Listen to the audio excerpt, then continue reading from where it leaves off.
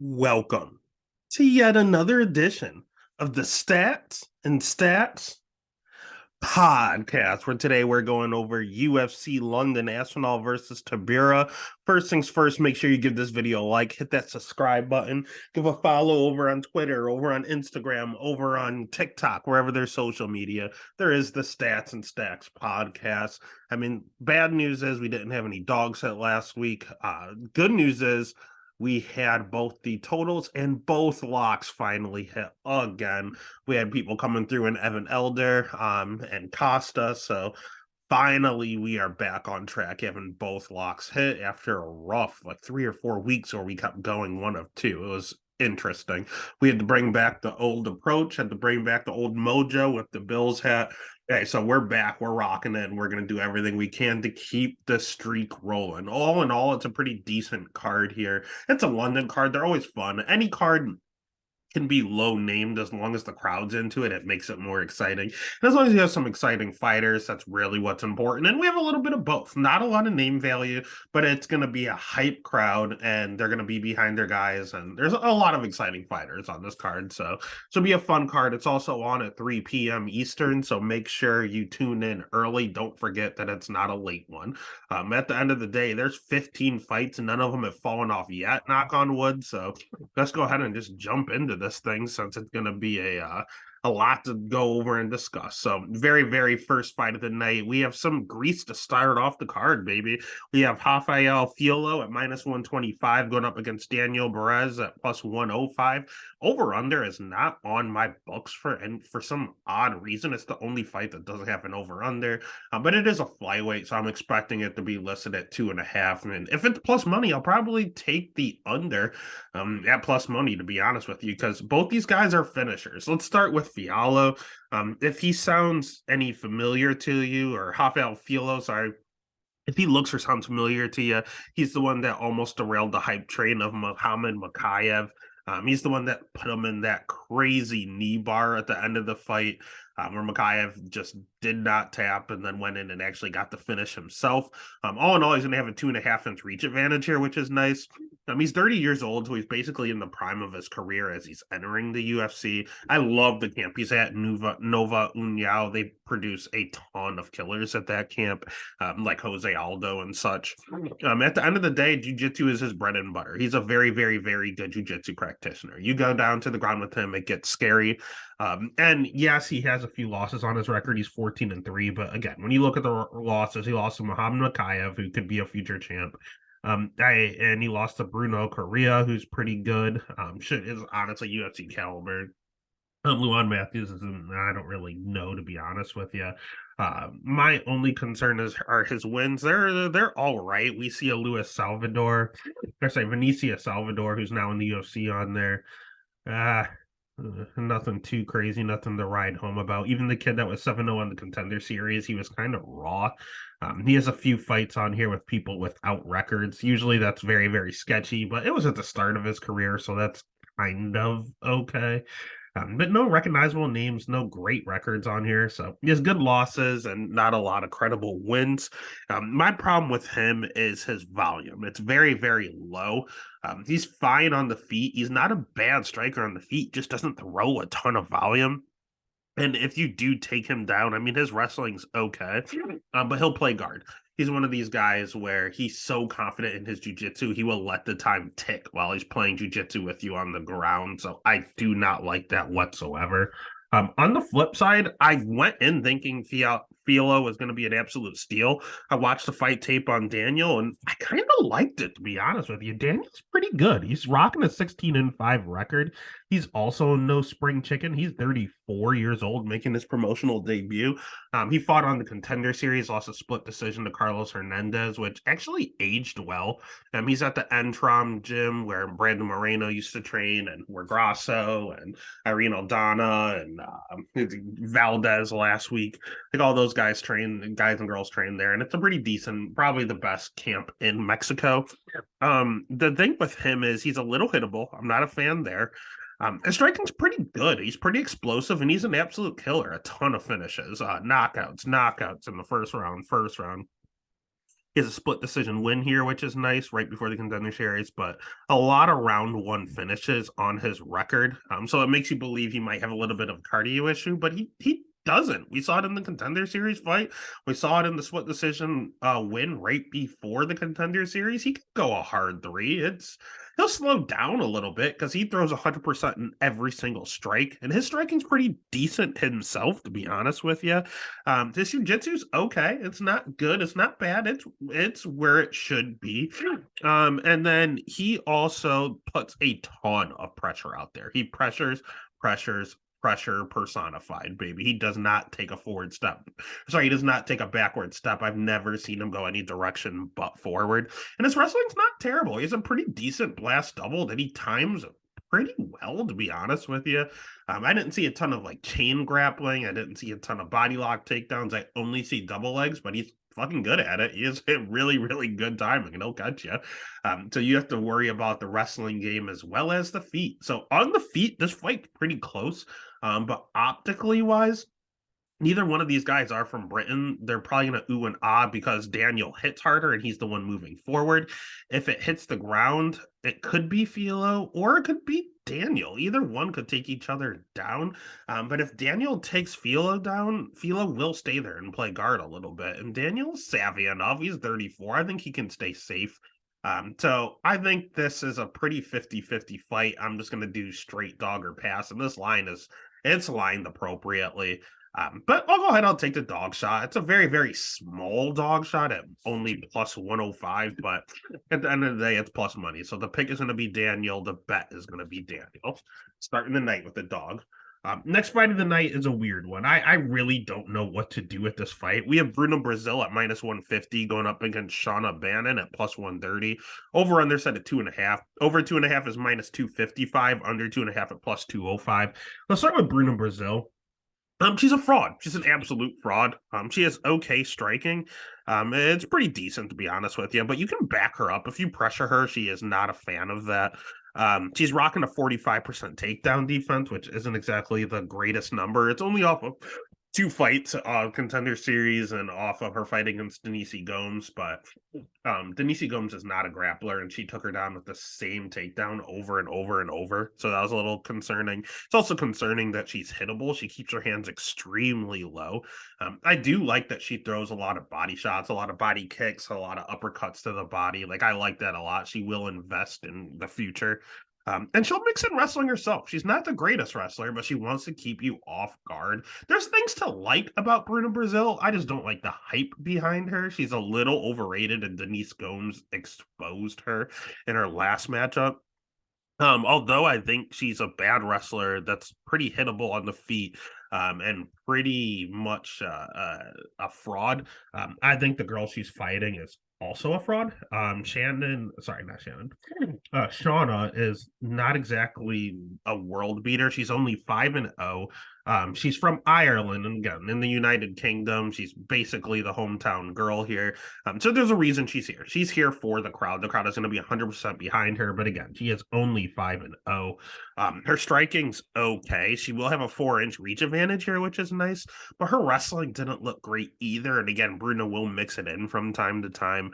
She loves to move forward, which is going to be a good optic with the crowd behind you and Bruno that can be backed up a little bit, so that looks good. But she's extremely kick heavy. She doesn't really throw hands. She just throws body kick, leg kick, head kick, body kick, leg kick. Like, she just kicks you the entire fucking time. Her jiu-jitsu, it looked all right, but again, the girls she's fighting at being 5-0 are absolutely atrocious. Like, they're very, very bad, very, very low level of competition. Her best win was a win over an Invicta in her last fight, but she was fighting someone that used to be an atomweight. So she was fighting someone that was up a weight class, so it's not really great there. Otherwise, she fought someone that was 1-2. 3-0, 3-0, 1-1, like, not the absolute greatest. She fought a few times. She's pretty durable. She's fought a ton of amateur fights. She's never been knocked out. She did get submitted in her second ever amateur fight, but Bruno's not really a submission threat, and she's never been knocked out. She gets hit. She's pretty hittable, but she just seems to take it and keep marching forward. So I don't know. I think Bruno Brazil is being underrated here. Again, I came in expecting to fade Brazil. Sorry, I said Silva. Bruno Brazil. I did the research, I did the fight tape, and it made me kind of flip to her side. I think she's the better fighter here. Oh my god. I don't like either one of these girls. They're both fraudulent. I'm gonna take Bruno Brazil as a pick.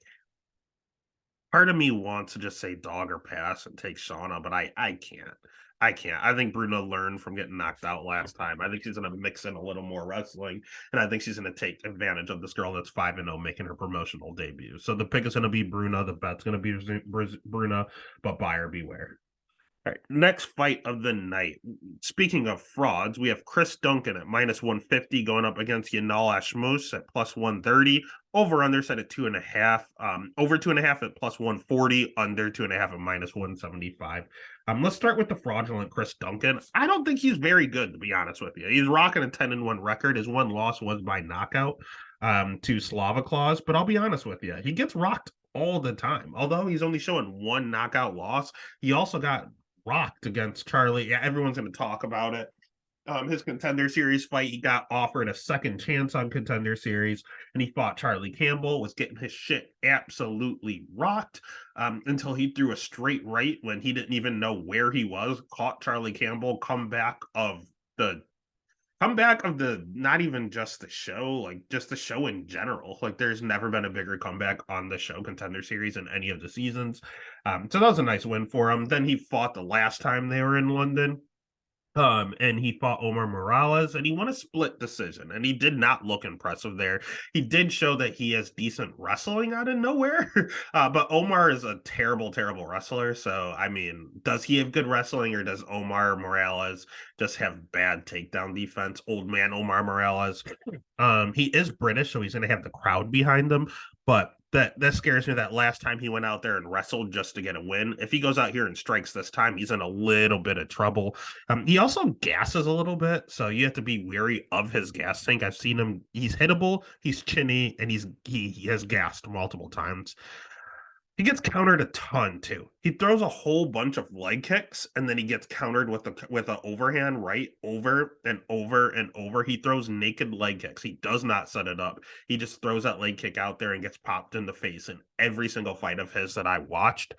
He'll have a 3.5-inch reach advantage, which is nice. But if Yanal gets on the inside, he's in a little bit of trouble, and that's something Yanal has a tendency to do. Yanal, I can't tell if he's good or not. I honestly can't, but they keep giving him good matchups. Britain is going to absolutely hate him because in his UFC debut, he took the fight up against Sam Patterson, who is like a British darling, and he went out there and he knocked him out in a minute and 15 seconds. You know, it's okay striking. His wrestling's pretty good. His jiu-jitsu's all right. The thing with him is he's a counter striker. He does not like to go first. He likes to counter. And Duncan does like to go first, so this is tailor made for Yanal. He could slow down in his fights a little, but not as bad as Duncan does. And his last win, again, you can back Yanal up. I don't like that. That does not look good visually to the judges, especially with Duncan being from Britain. But my major concern is that Duncan throws those naked leg kicks and gets countered all the time. Yanal's last win was by knockout from a counter left because Sam Patterson threw a naked leg kick. So we can see 2.0. We could just have deja vu in London with Yanal. Yanal might be the British fighter killer at this point, but I think he's the better wrestler. I think in the striking realm, it's pretty 50-50, but he likes to counter, and Duncan will just throw naked shots out there, which is tailor-made for Yanal. So I have him as the favorite. When I looked at the line and saw he was +130 and the line is still moving in the direction of Duncan, that is perfect. If you want to sit and get a better line, cool. If you want to hop on at +130, I feel like that's where it's going to even out. That might be, I don't think you're going to get much better than that.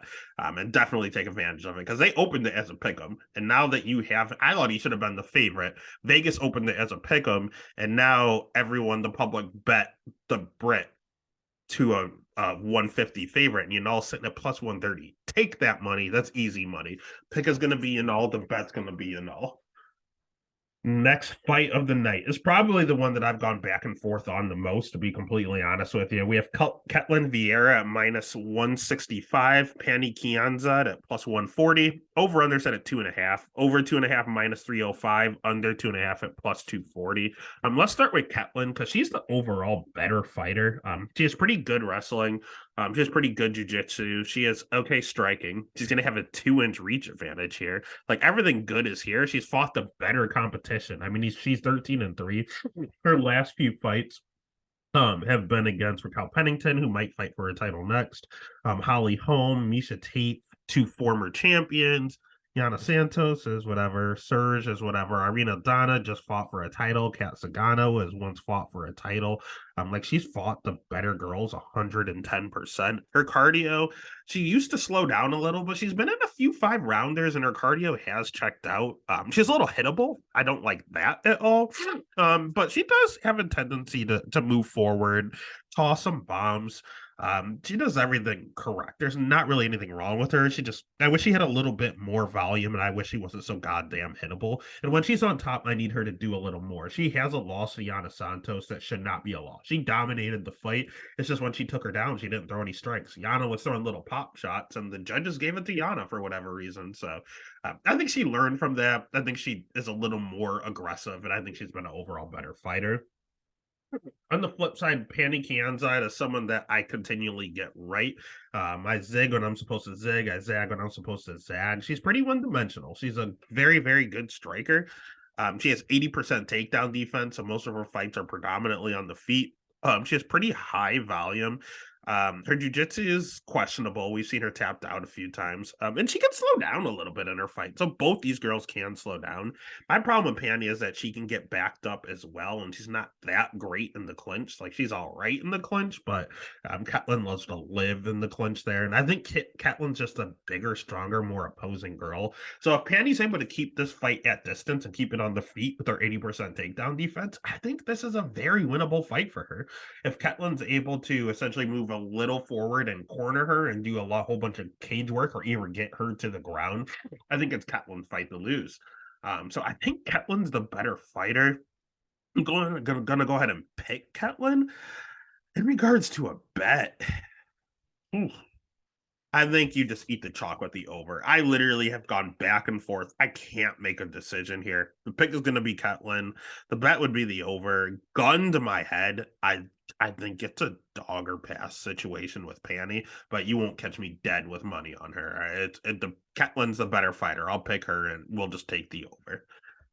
On the next fight of the night, it's one that I needed to look a little more into. We have Brian Barberina as a plus 255 dog going up against Makhmed Muradov at minus 325. Over under set at 2.5. Over 2.5 is minus 120. Under 2.5 at minus 110. Originally, I had picked the over all day, but now I feel a little hesitant about that. Let's start with Muradov. Muradov is a career 185 pounder. He has a tendency to slow down in his fights, but he did it in his last fight. He took an L against Gerald Mearshart where he gassed out and decided, I'm going to work on my jiu-jitsu and I'm going to work on my cardio. And they both look improved against Kyle Barala, to be honest with you. Gerald and Kyle are not the worst people to have losses against, but he won like a ton of fights in a row. Then he lost 2 back-to-back, so he's just kind of on a mission here. You'll hear them talk about him being the only MMA fighter on Floyd Mayweather's The Money Team. They'll talk about that over and over and over. But all in all, he does have good striking. He has good volume. He's going to have a 3.5-inch reach advantage here. Jiu-jitsu, again, is improving. Wrestling, improving. And he'll even mix in his wrestling once in a while. If he thinks it's a close round, he has high enough fight IQ to take you down to the ground. So, all in all, he's a good fighter. He's fought some pretty decent competition. He will never be like top 5 in the weight class. Could he get close to that top 10? Yeah, he's a top 15 guy. Maybe he can squeeze into that top 10, but that's kind of his cap. On the flip side, Brian Barberina doesn't belong in the octagon with him because Brian Barberina is a welterweight. It just struck me that this is a middleweight fight earlier today. That's concerning because Brian Bam Bam Barnerina is the oldest 35-year-old you'll or 34-year-old you'll ever meet in your life. He's 34 in Earth years. He's 54 in fight years. The man has gone through nothing but wars. I mean, he is pretty good striking and he throws a ton of volume. It's just his cardio starting to fade. He's getting rocked by people like Jason Witt and Robbie Lawler, so his chin is starting to fade. He's fought a really, really good schedule of competition, but that was back in the day. That's when he fought Leon Edwards and Colby Covington. Yes, he lost those fights, but he was competitive in some of these fights. Nowadays, he's fighting. Oh, and he fought Vicente Luque and Randy Brown. But nowadays, he's fighting the Anthony Ivies, the Jason Witts, the Darian Weeks, the Matt Browns, the Robbie Lawlers, just since he came back from his back injury, he has just went on an old man tour. He did fight RDA and Gunnar Nelson along that tour, and he got absolutely smoked. He got armbarred in round one, and then he got choked out and just beat the hell out of from RDA for 2 rounds before he got finished there. So his jiu-jitsu is a little questionable. Muradov, that's not going to be a thing here. This is going to be predominantly a striking fight. But Barberina up at 185, I don't like that. If you have a history of having back issues and almost retiring, and now you're moving up a weight class and you're older age, I don't like the sound of that at all. I think this is Muradov all day. Again, I liked the over because Muradov isn't necessarily a finisher. He generally goes a decision, but honestly, I don't like Barberina at 185. It's concerning. So the pick is going to be Barberina. The bet's going to be Muradov, but you're going to have to parlay him at minus 325. That's too much juice on one guy. On next fight of the night, we have more grease, man. We got Michael Parkin at plus 125 going up against Jamal Pogues at minus 145. Over under set at 2.5. Over 2.5 plus 105, under 2.5 minus 135. Let's start with Mick Parkin. He's the British guy in this scenario, but he is not good. One, he's only 6-0. Two, he's 27, which is super young for a heavyweight. He's making a debut after a win in the Dana White Contender Series. He will have a 2-inch reach advantage here, but his striking and his jiu-jitsu, they're just okay. His wrestling is okay. Nothing in the fight tape impressed me. Everything wasn't, it wasn't atrocious, but it was not impressive by any means. And I think part of that is because of how sloppy it looked. I think it looked very sloppy because the level of competition. The guy he fought in the Contender Series was 5-0, who also fought nothing but bums, and it turned out he was a bum and only had 1 minute worth of cardio. The man gassed after 1 minute, so he was just kind of there for the picking for Mick. On the flip side, he fought someone before that was 6-9, 7-7, 2-3, 2-17, and 1-10. Before the Contender Series, he never fought anyone with a winning record. Like, that's concerning. So he's going out there and he's getting these finishes, but the guy's literally 1-10. He hit him once in 18 seconds and put him out. Like, I can do that, to be honest with you. I mean, just literally 0 people with winning records, and the only guy with a winning record that he fought gassed out in 1 minute because he was a fraud. So I have a lot of concerns. I know he's pretty decent training partners. I'll give him that. And again, he didn't look terrible. Everything just looked really sloppy. I don't think he's UFC ready. He's only 27. He shouldn't be there, but it's a card in Great Britain and he is British, so they're trying to give this guy a win. Who can they find in the UFC roster that he could possibly beat? How about someone that's fighting at heavyweight that is not a true heavyweight? Jamal Pogues originally fought at middleweight when he started his career. Jamal Pogues fought over at Bellator for a short period of time, where he was primarily just a grappler. He doesn't finish anybody ever. He fought a hard, close fight against Josh Parisian, who is absolutely one of the worst. I think he's the worst heavyweight that's still on the active UFC roster. Again, there's things to like about Pogues. He has good wrestling. That's great at heavyweight. If you're a heavyweight, if you're in a higher weight class, light, heavy, even middleweight to an extent, that might be the cutoff, but especially light, heavyweight, and heavyweight. If you're a good wrestler, you automatically have an advantage. If you're in women's MMA, you automatically have an advantage if you can wrestle. Pogues can wrestle because he's smaller. He's not a true heavyweight. He weighs in light. He slows down in his fights. His striking's not good, but he has a good jab. That's it. He has nothing else. All he has is a good double leg and a jab. That is it. Both of those weapons are great, and he uses them extremely well.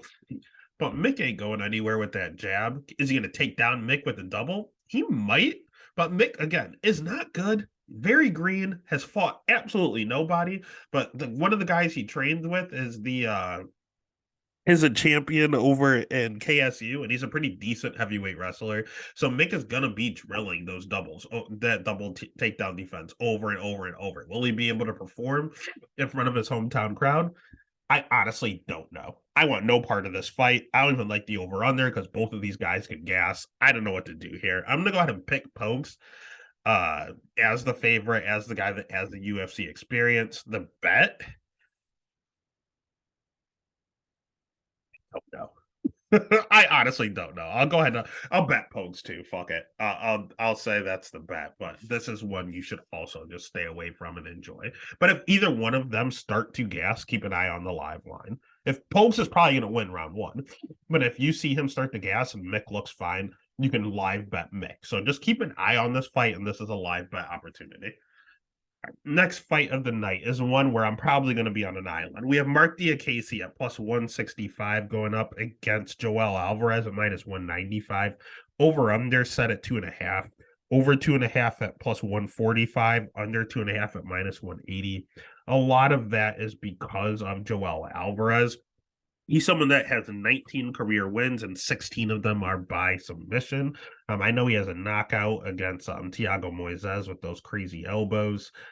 Does he have any other knockouts? He has a decision here. Does he only have one decision? And the other one's a ground and pound. So he has 19 wins. 18 of them are by finish. One of them is by decision. So that should say enough about this guy. Huge for the weight class. He's not going to make weight. He never makes weight. He never makes lightweight. I don't know why they allow him to continue to fight here. But he's 6'3". He's just as big as like Jalen Turner is. And Jalen Turner missed weight his last fight and looked terrible doing so. But at the end of the day, this guy's jiu-jitsu is his bread and butter. That's all he does is jiu-jitsu, jiu-jitsu, jiu-jitsu. How he gets it there, he gets taken down. It sounds crazy. It's a crazy stat. 0% takedown defense. He has never stuffed a takedown in the UFC, but that is intentional. Why? Because he has 0 takedowns in the UFC. He can't wrestle. He can't get you to the ground, so he lets you take him down to the ground. And for some reason, these dumbasses are doing it. I know Armin did it and absolutely dominated on the ground. But Yakovlev took him down. That was easy money. Thiago Moises just got elbowed to hell. Joe Duffy, an Irish striker, took him down. Easy guillotine. Like, I don't know why everyone's taking this man down to the ground. You're going to lose there. I guess Damir Ismagulov did it, and he was fine there. But Damir's also a top 10 guy in the weight class. On the feet, he's not crazy. He hits decently hard, but his striking is not that great. He's pretty hittable on the feet, to be honest with you. I don't know. There is an approach where you just take him down and stay safe and grapple him like Damir did, or you can just stay on the feet and beat the shit out of him. He's not that good of a striker. He's gonna have a 4-inch reach advantage here, but he will slow down in his fights with all of that weight he's carrying around. Whether he makes 155 or not, it's just a big body to have all that weight there. I don't know, man. He's a great jiu-jitsu practice. He is a Paul Craig. He is literally Mexican lightweight Paul Craig. Can't wrestle, can't strike, jiu-jitsu on another level. Just find a way to get it there. On the flip side, Mark Diakase would love to take him there. Mark Diakase, aka D1 Diakase, as of late, is turned into a phenomenal wrestler. Here's the problem: it's false. He's a good striker. He's a striker by nature. He was always a striker, and that's where his bread and butter is. His last 3 fights, he has tried to wrestle, but I'll be honest with you, the how many ever takedowns he had, 13 takedowns or whatever, against Amir Hazovik and Slava Claus and Amir both have under 50% takedown defense. They can't stuff a takedown to save their life. That was just a product of schedule. Good matchmaking, good game plan by Diakase. I love that. But he tried to take down Michael Johnson 6 times, 5 or 6 times. I know he didn't get any. Michael Johnson's takedown defense is okay. He's rocking like a 75% takedown defense. Like, it's not bad. But at the end of the day, Demir and Slaviclaus's are terrible. Joel's are terrible, but he wants to go down to the ground. Mark, you are a striker. You are in Britain. You are the better striker. Put on a show on the fucking feet. Do not fall for the trap and take Joel down. Why? Because Mark Diakese has 6 career losses, okay? He's 16-6. Let's take a look at how he loses. Decision, okay. Alves, submission. Fiziev, decision. Okay. Nazareth decision. Okay. Dan Hooker submission. That's not a good look. Dan Hooker cannot submit anybody. Jakar Close split decision. So he has 4 decisions and 2 submissions. So you're durable on the feet. Joel is someone that's not a great striker in gases. You will dominate on the feet. If you take it down to the ground, if Dan Hooker can tap you out, Joel's going to make it look easy. Mark only has a 67% takedown himself, but again, Joel can't wrestle, so this is a good matchup for Mark. This is a winnable matchup for Mark. He has low volume. I'm not a fan there. His ring IQ is very questionable. His jiu-jitsu's questionable, but he has good cardio. He has good striking. Keep the fight standing. Bang in front of your home crowd and get the W. He loves to put on a show. You can do that all day, every day, and twice on Sundays if you keep the fight on the feet. You are the better striker, Mark. Stay on the feet and put on a show, for the love of God, Mark. But if he takes him down, I will never bet Mark Diakese again under any circumstance. This fight IQ scares the living hell out of me. So the pick is going to be Mark. Honestly, the bet is going to be Mark at plus 165, undoubtedly. Will Mark take him down? Will D1 Diakese show up, or will Mark be fucking smart, put on a show, and stay on the feet? I don't know. I'll hope he's smart enough. I'll pick Mark. I'll bet Mark as the dog. Next fight of the night. It's a weird one, man. We have Johnny Parsons at minus 110 against Hot Chocolate Danny Roberts at minus 110. Straight pick 'em, homie. Over under set at 2.5. Over 2.5 plus 120. Under 2.5 at minus 150. And honestly, I'm kind of leaning the under here, mainly because of Danny Roberts. Danny Roberts is okay striking. He's the Brit here in this matchup. He's hittable. He's gonna have a 5-inch reach advantage, which is nice. But again, he's hittable and he's chinny. Not a good matchup. He also has very poor fight IQ as well as Mark Diakese. So I don't know, man. And his wins are very questionable in the UFC. He's been in the UFC for quite some time. He's 36 years old. His chin is just leaving him. His cardio is just leaving him. Jack Della put him away easy. Let's see who else. Michelle Pereira, I watched live in Rochester, put him away easy. Silva went out there and submitted him. So he got knocked out by Mike Perry, not the greatest look in the UFC, but let's look at his wins. Okay. His wins, Bobby Nash cut from the UFC right away. Oliver Enkamp cut by the UFC right away. David Dewada cut by the UFC right away. Zalim Imadiov cut from the UFC right away. Ramazan Ameev is he cut from the UFC? I can't remember if he's cut. But I know Ramazan is not good. I know he lost to Jack Della after that. And I remember thinking Danny Roberts lost that fight. It shows a split decision win here. Very questionable decision. I thought Ramazan Ameev won, and I had money on Hot Chocolate. So I don't know, man. Hot Chocolate's very questionable. He's showing a nice shiny record in the UFC, but he has not beat anyone that is still currently on the UFC roster. He beat a whole bunch of frauds. And when he fought anyone good, he got absolutely starched and he keeps getting knocked out or submitted.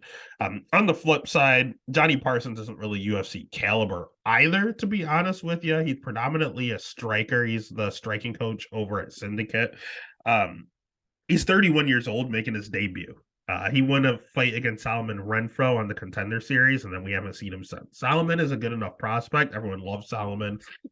But I mean, that was back in 2021. It's been 2 years. Where has he been? I believe there have been some injuries. I don't know, man. He's rocking a 50% takedown defense. And for someone that's predominantly a striker and a striking coach, he's pretty hittable. A lot more hittable than you would like to see. His cardio, it can slow a little. He throws a ton. He throws everything 100%. He has decent power here. He loves to counter. This mullet is a little bit of a concern that obviously he's making some weird life choices. So I don't know if I can trust his ring IQ. But at the end of the day, the main reason to bet Parsons is just because of his nickname, the Slugger Knot Fire. Nice, nice nickname. So easy to root for. But he's just a one-dimensional striker. Thing is, Danny Roberts can't really wrestle, and he's forced to strike. He's also hittable, but he's more chinny. The Slugger Knot is durable as hell. Slugger Knot has he's been knocked out before, but that's not generally how he loses. It's usually a decision if he loses, and he only has 2 losses to be honest with you. So, or sorry, 3 losses. So it's not like he's losing all the time. So I don't know. I don't like either one. I'll pick Robert since it's in England. But the bet's actually just going to be the under. I think someone catches someone at some point in the 2.5, and that's why the under 2.5 is listed as minus 150. I agree with Vegas, and I think someone's going to get caught, and it's probably Roberts, to be honest with you. Right. Next fight of the night is the other one that I just keep going back and forth on. We have Davy Grant plus 120 going up against Daniel Marcos at minus 140.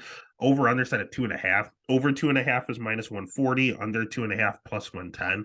Let's start with Davy Grant because he's someone I like. I like Davy Grant, UFC vet.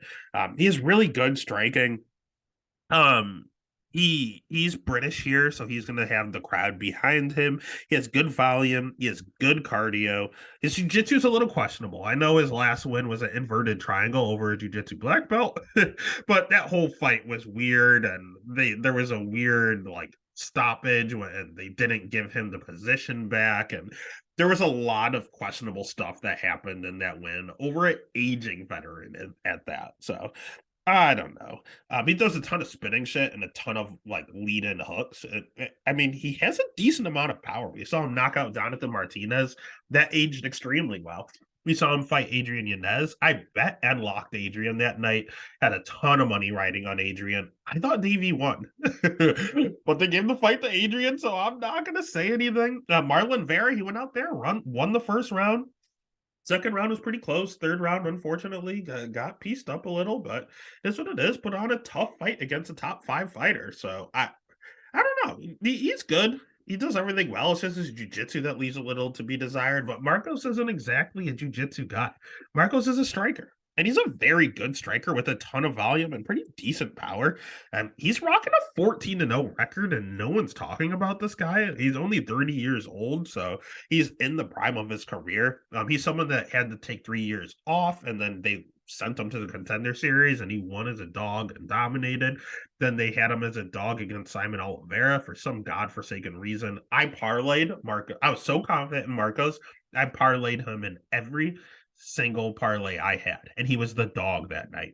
And he went out there and got a second round KO. So he's my guy. I love Marcos, and I love the amount of leg work and body work he does. Like he breaks you down systematically. He does not just go out there and headhunt. He will throw a ton of leg kicks. He will throw a ton of body kicks. He will throw a whole bunch of hooks to the body.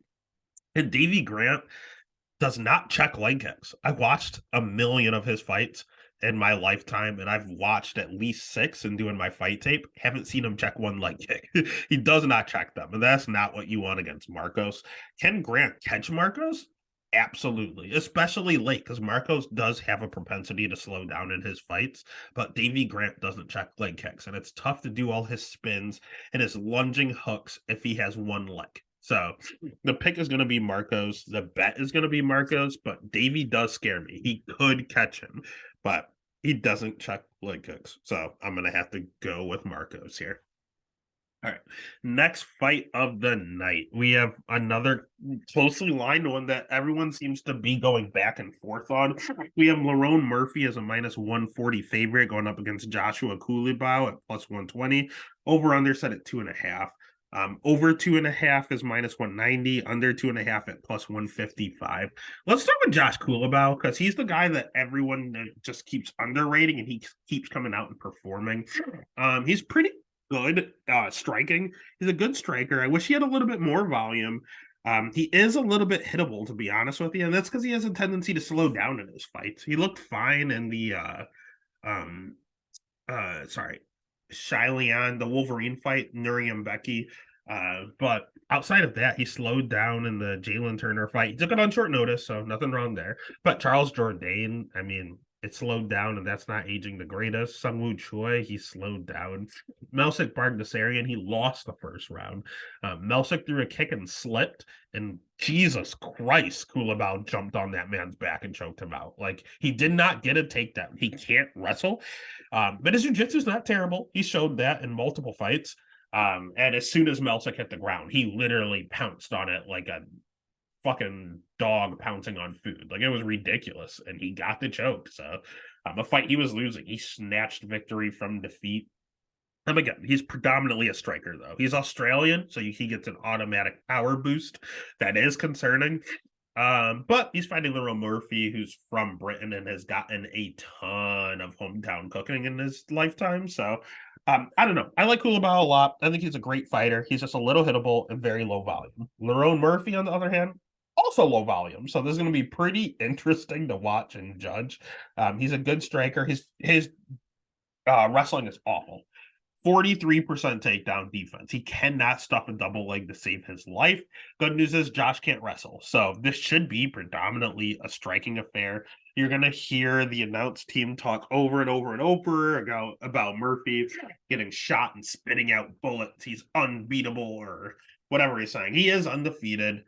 He is a very good striker. He does hit very hard. He has phenomenal cardio, to be honest with you, where Kulabau, again, can slow down. No, it's going to be a pretty interesting fight here. I think the power edge goes to Lerone. I think the striking edge is pretty even. In wrestling, neither one of them can do it. Jiu-jitsu, we've seen Lerone in some pretty compromising positions, but he seems to have good jiu-jitsu defense. So even if Kulabau somehow jumps on his back like he did against Melsik, I think Lerone will be fine there. We saw him with Santos all over his back, and Santos is a black belt. So at the end of the day, we are looking at the Australian superpower against the hometown cooking in Lerone Murphy. Listen, I locked Lerone his last fight against Gabriel Santos.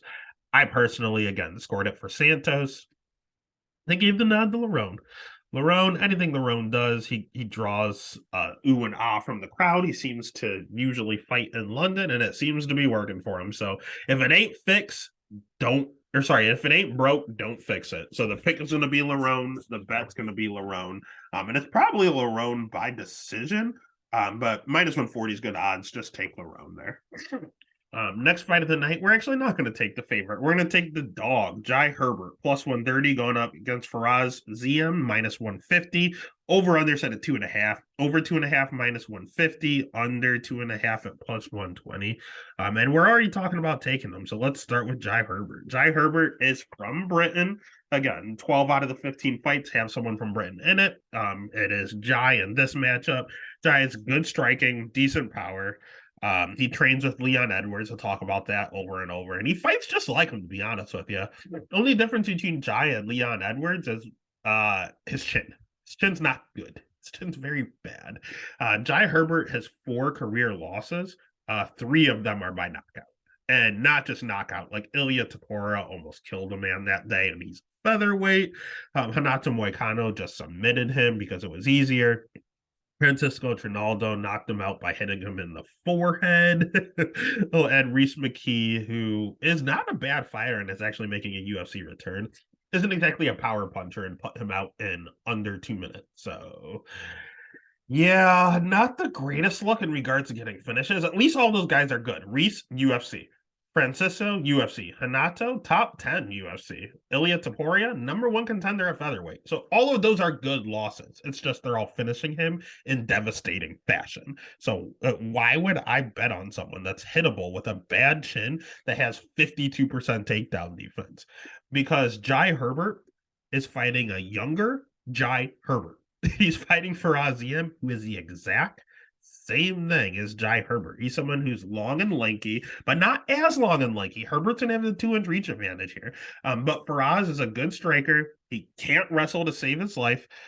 He has 0 jiu-jitsu whatsoever. He's a low-volume striker. He's at Kill Cliff, so he's at a good camp, just like Herbert. And he'll mix in wrestling from time to time. And honestly, Herbert does too. We saw Faraz, for whatever reason, get 3 takedowns against Mike Figlak. Everyone's overreacting. Okay. Mike Figlak, I think he's a good prospect. Here's the problem. Faraz has been in the UFC and cut from the UFC and brought back because they needed someone to fight in France. So they brought Faraz in to lose, and he went out there and dominated. One, he was pumped to be in front of his hometown in France. It was not the normal Faraz. Two, Mike Figlak, it was his debut fight in the UFC, and he had some jitters. Three, Mike Figlak is also 25 years old. So Faraz, young kid, fought another young kid. Only difference is Faraz had like 4 fights in the UFC, and this was Mike's first fight. He just went out there and choked. We see it over and over and over. When you get these young kids out there, sometimes they just choke. And I think Faraz took advantage of it. And now he's a minus 150 favorite because he went out there and beat another 25-year-old. No, he is a low volume striker that can't wrestle and doesn't have jujitsu. Herbert is a low volume striker that can't wrestle and doesn't have jujitsu. So what are we looking at here? Herbert has a bad chin, but he's going to have the crowd behind him, and he's going to have a 2-inch reach advantage here, and he's plus money. So the pick is going to be Jai Herbert to beat Jai Herbert. The bet's going to be Jai Herbert as well. All right, next fight of the night. We are looking at Andre Muniz at minus 225 going up against the debuting middleweight Paul Craig at plus 190. Over under set at 1.5. Over 1.5 is minus 135. Over 1.5 minus 135. Under 1.5 at plus 105.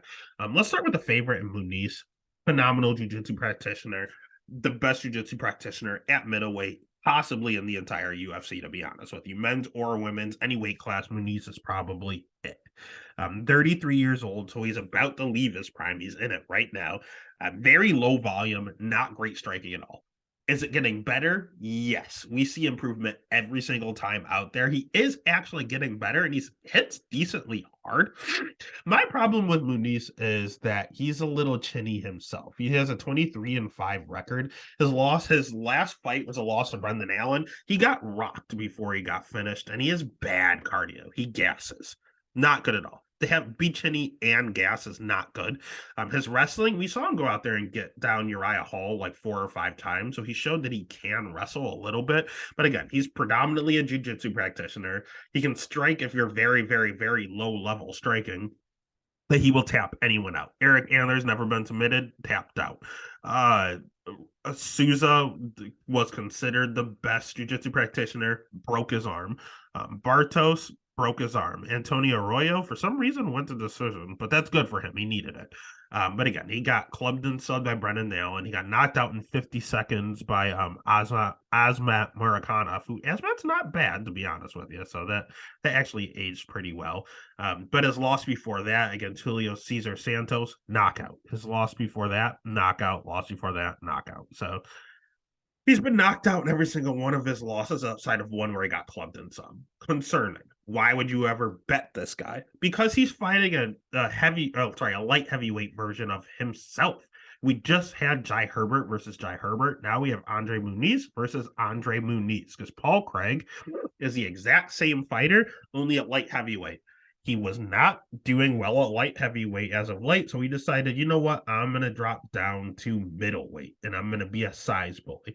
How is he going to look there? I have absolutely no idea. I don't like the look at all. He's going to be the hometown guy in this matchup, which is nice, but the way he fights, that's totally irrelevant. He can't wrestle. He can't strike. He's extremely hittable. He's never been at this weight class. He has bad cardio. He himself is chinny. He gasses. Like, there's nothing good about Paul Craig besides one thing. His jiu-jitsu is through the charts. Like, he tapped out the current champ, former champ now in Jamal Hill. Nikita Krylov is a top 5 guy. Tapped him out. Antigulov tapped him out. Mauricio Shogun Hua, he was like 50 years old. He finished him on the feet. But it was ground and pound. Vinicius Moreira tapped him out. All of his wins, Kennedy Njoku is a top 10 guy right now in light heavyweight. Tapped him out. Magomed Ankalaev, the uncrowned champ, tapped him out. So Honestly, he has great, great, great wins on his record that he would never win again. He just caught them in a submission. Every single one of his wins in the UFC are by sub, except for one against Shogun, who was like 50 years old and just couldn't take a punch and gassed out. And he finished with punches. But again, all of these wins are by submission. He also has a touch of bad losses. Tyson Pedro, not a good loss. Khalil Roundtree, not the greatest loss. Jimmy Crute, as of right now, not a good loss. Alonzo Menafield, not the greatest loss. Vulcan, at this day and age, not great. Johnny Walker, that's fine. But he's going out there and getting knocked out in every single one of these fights. Vulcan, no, he just kind of scooted on the ground the entire time, and Vulcan just didn't go down there. Johnny Walker knocked him out. Alonzo Menafield knocked him out. Khalil Roundtree knocked him out. Jimmy Crute tapped him out, which is interesting. Tyson Pedro, terrible fighter, knocked him out. So all of his losses are by knockout. So you have two guys that are literally two of the top 5 jiu-jitsu practitioners on the UFC roster going at it. Only difference is one guy's never made middleweight before, so I can't trust him. I can't trust him at all. And one guy is a better wrestler in Muniz. So if Muniz is the better wrestler and is predominantly at middleweight, I got to go with him. So the pick is going to be Muniz. The bet is going to be Muniz. It might be one of the most exciting fights or the most boring fight of the night. No in between. All right, next fight of the night should pick up the pace a little bit. We have Nathaniel Wood at minus 200 going up against Andre Feely at plus 170. Over under set at 2.5. Over 2.5 at minus 220. Under 2.5 at plus 180. Let's start with Nathaniel Wood. Nathaniel Wood's a good fighter, man. He's pretty much a generalist.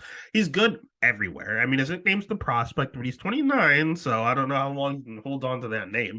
He has good striking. He has good cardio. He has good jiu-jitsu. He has good wrestling. He's the Brit in this matchup. Everything is good about Nathaniel Wood. Cons on Nathaniel Wood, he's a little pillow-fisted. Doesn't really hit too hard. I mean, he throws pretty decent volume. But again, his wrestling is just okay. It's not as good as the rest of his game. And when he strikes, he's not really knocking anyone out, to be honest with you. A ton of decisions. So if you're going to bet him, even if you look at the UFC, Charles Jourdain win, decision. Charles Rosa win, decision. John Castaneda win, decision. Jose Alberto, submission, which is nice. And then submission against Andre Ewell. That looks good. Johnny Eduardo, that's a submission. So, yeah, he's never knocked out anyone in the UFC. He started off with 3 straight submissions. And then as the competition got tougher, decision. He is a decisionator. But he also isn't, he got knocked out by John Dodson, but Casey Kenny, even his loss was by decision. So, I don't know. Most of the fights just usually go the distance. On the flip side, we have Andre Feely, who basically all of his fights go the distance. So there's a high probability this fight goes over, which is why it's at minus 220. It could be a pretty close fight here, though, honestly. I think this line's a little off. Feely is going to have a 5-inch reach advantage here because Wood used to fight at 135. This fight is at 145. I know he fought Charles Rosa and he fought Charles Jourdain at 145, and he looked good there. But he's just a small featherweight. And Andre is not necessarily small. 5-inch reach advantage here. Luckily, he's also pillow-fisted, so there is a high chance this goes a decision. That's the bet here. But Feely's a Team Alpha Male product, so he has pretty decent takedown defense. I know he's showing 69% takedown defense, but that's because he fought whatchamacallit, Bryce Mitchell, and it just skewed that number. He got taken down 8 times. But without Bryce Mitchell, it's very high. He'll try to mix in wrestling on occasion now. He's averaging like a takedown per fight, so he'll try to mix it in. But he has good cardio. He has good striking. He has good schedules. He's fought Bill Algeo, the Joe Anderson Britos, Bryce Mitchells, and Daniel Pinedas. He fought Charles Jourdain, but when he fought him, he went to a split. And Wood went out there and dominated. MMA math doesn't work. But again, it's going to be a close fight. It should go to decision, but Wood is the hometown guy. Wood is going to be the pick, but the bet's going to be the over. Neither one of them get knockouts. Let's just take the easy money on the over because the line is not that far off between the over being minus 220 and Wood being minus 200. Just give me the over. It's safer. All right, next fight of the night is the co-main event of the evening. It sounds gross to say, but Molly Meatball McCann is a minus 225 favorite in the co-main event. That's because she's going up against Julia Stolyarenko at plus 190. Over under set at 2.5. Over 2.5 plus 115. Under 2.5 minus 145. Hear me out. Hear me out. Julia Stolyarenko sucks. She's 10-7. She barely makes 135. This fight is at 125. They want her to lose. She is not a good striker. She's never been at this weight class. She has fainted trying to make 135. So I'm not even convinced this fight happens. If she somehow does make it down to 125, she'll be extremely depleted. She has a very low volume. She's extremely hittable. You can back her up a ton. She doesn't really have the greatest wrestling. She slows down and gasses out. There's nothing good here. She can't make weight. She can't fight. One thing she can do is armbar the living shit out of anybody if you touch the ground. Her armbar is crazy. I've never seen anything like it. Armbar. I don't even say jujitsu. Specifically her armbar. She has 10 wins, okay? Out of her 10 wins, her last win, Jessie J. Rose Clark, armbar. Lisa, split decision win. Good for her. Miriam, armbar. Victoria, armbar. Marta, armbar. Natalia, armbar. Alicia, armbar. And then all of these wins down here that aren't even really listed were also armbars. Even some of her like custom rules matches still managed to win by armbar. All of her wins are by fucking armbar, except for actually Shara and this custom match, flying armbar. So it's intense. She has one move. It is just like Ronda Rousey when it started. She is the armbar queen. She might be better at the armbar than Ronda Rousey is, but that is all she has. Difference is her wrestling's not that good. Has it gotten better? Yeah, she took down Chelsea Chandler. That's a good look. She took down Jessie J. Rose Clark. That looked good. She's working on her blast double. It has gotten better. And that loss to Chandler was up at 145. So actually it was a catch weight of 140, but still. It's just God, she's a one-trick pony. On the flip side, Molly Meatball McCann is also kind of a one-trick pony, but she's working on her wrestling. Should she use it here? Fuck no. Like Mark Diakese previously, do not take Julia down, because all Julia wants to do is go down to the ground and armbar you. Do not take her down. Stay on the feet. And if she stays on the feet, Meatball should probably dominate. She's 33, so she's in her prime, about to leave it. She has really good striking. She has really high volume. She has really good cardio. Here's the issue I have with Meatball. She's British. She's going to have the crowd behind her like no one else on this card. Like Aspinall might have her beat, but it's close. I think British fans like Meatball Molly more than Tom Aspinall. It goes Patty, Meatball, then Tommy. Like they love Meatball McCann. But here's the issue. 44% takedown defense. Julia is not a good wrestler, but if she does make that 125-pound weight limit, she's going to be larger. She's a large woman, and she might be able to take down and just muscle Meatball. If she takes Meatball down to the ground, Meatball's in some problems. Meatball, her last loss by submission.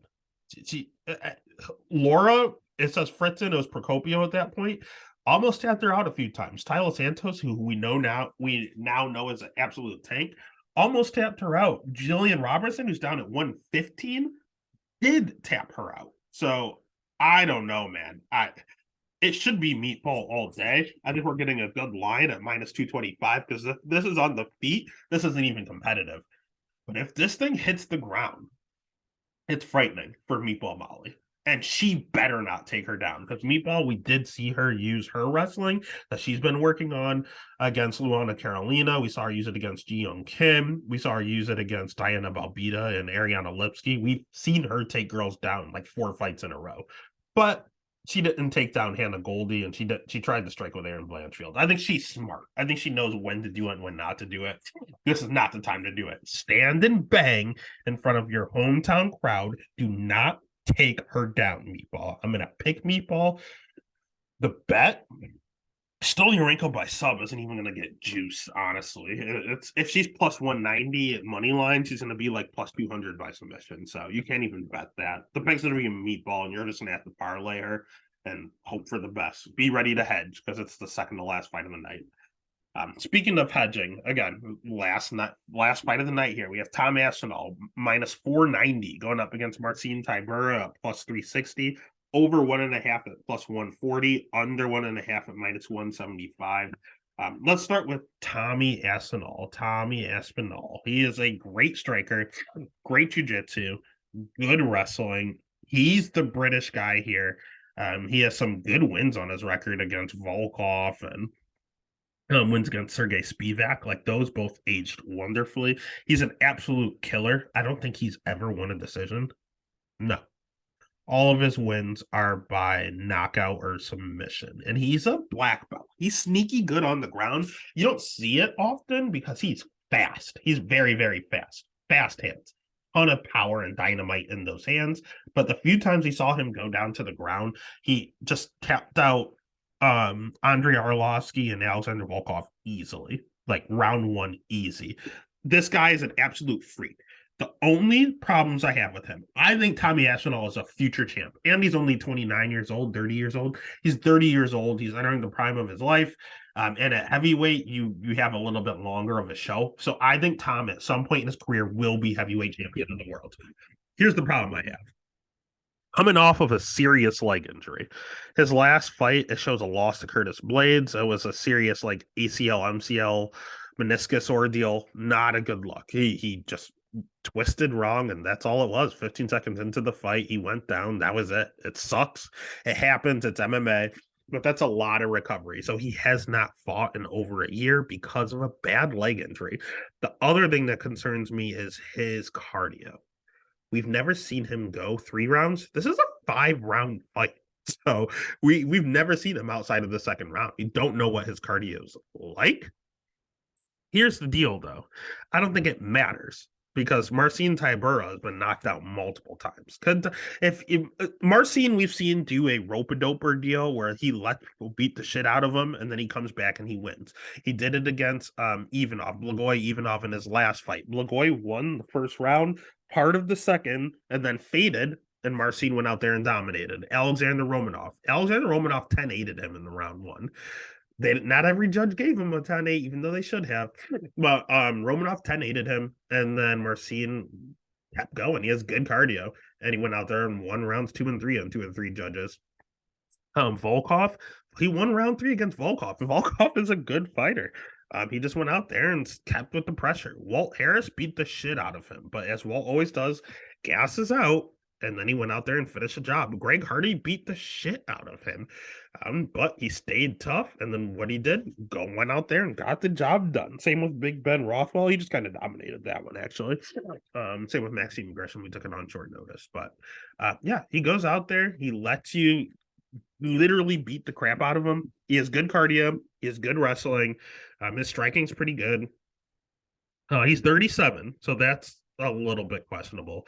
And the thing is, as much as he loves this beat the hell out of me strategy and then I'm going to come back, he's a little chinny. So it's a risky strategy for him. Augusta Sakai, he played that game and he got put out. Shamil, he played that game and he got put out. Derek Lewis, of course he got put up. Don't play that game with Derek Lewis. So yeah, he can go out there and he can get the job done. He can let you beat on him. He never wins round 1. You can go out there, absolutely beat on him. And if he's still standing there, he's going to use his cardio as a weapon and he's going to take you out. But he also has 4 knockout losses out of his 7 losses. So half of his losses are by knockout. So does he want to play that game with Tommy Aspinall? Probably not, because Tom hits like an absolute truck. He's going to have a huge speed advantage. And honestly, if Tom wants to take him down and submit him, he might be able to do that as well. So Tom is the clear advantages. He's clearly who they want to win. He's the main event in his hometown. This is Tom all day. So the pick is going to be Tom. The bet is going to be Tom. But keep an eye on that live line. We enter round 3, and Tommy's starting to gas out a little. Don't be scared to throw a little sugar on Marcin there.